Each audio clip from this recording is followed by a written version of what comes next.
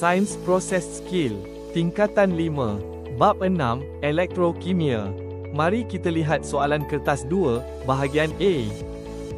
Rajah 1 menunjukkan satu model sel kimia ringkas. Soalan A, nyatakan terminal bagi kepingan berikut. Sebelum kita menjawab soalan ini, kita kaji dahulu tentang sel kimia ringkas. Sel kimia ringkas terdiri daripada dua logam yang berlainan seperti zin dan kuprum yang dicelup ke dalam larutan elektrolit, iaitu larutan kuprum 2 sulfat dan disambungkan dengan wayar penyambung. Perhatikan senarai pada siri elektrokimia ini. Tentukan kedudukan zin dan kuprum. Zin terletak di kedudukan lebih tinggi berbanding kuprum. Ini menunjukkan zin lebih reaktif dan akan mendermakan elektron. Zin bertindak sebagai terminal negatif.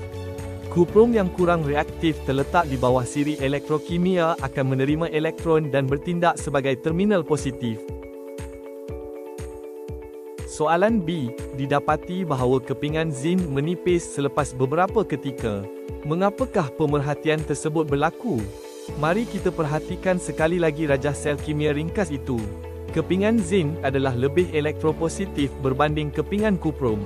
Oleh itu, zin lebih mudah mendermakan elektron. Apabila mendermakan elektron, membentuk ion zin dan larut dalam elektrolit larutan kuprum 2 sulfat. Saiz zin menjadi semakin berkurangan. Jawapan bagi soalan ini ialah atom zin kehilangan elektron untuk membentuk ion zin. Soalan C, nyatakan definisi secara operasi bagi sel kimia. Sebelum menjawab soalan ini, kamu perlu faham bagaimana menjawab soalan definisi secara operasi.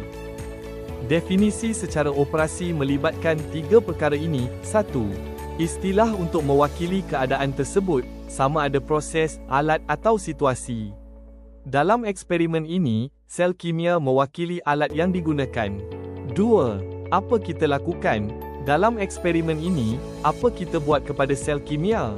3. Apa bukti atau hasil yang diperoleh? Dalam eksperimen ini, apa bukti yang menunjukkan sel kimia berfungsi? Apabila ketiga-tiga perkara ini digabungkan, kita akan dapat definisi secara operasi bagi sel kimia. Oleh itu, sel kimia ialah alat yang menyebabkan jarum voltmeter terpesong apabila pasangan logam zin dan kuprum disambungkan dalam litar dan direndamkan ke dalam larutan kuprum 2 sulfat. Soalan D, Asmi menggunakan jus oren untuk menggantikan larutan kuprum 2 sulfat. Mengapakah voltmeter juga menunjukkan bacaan? Jawapan bagi soalan ini ialah jus oren merupakan elektrolit.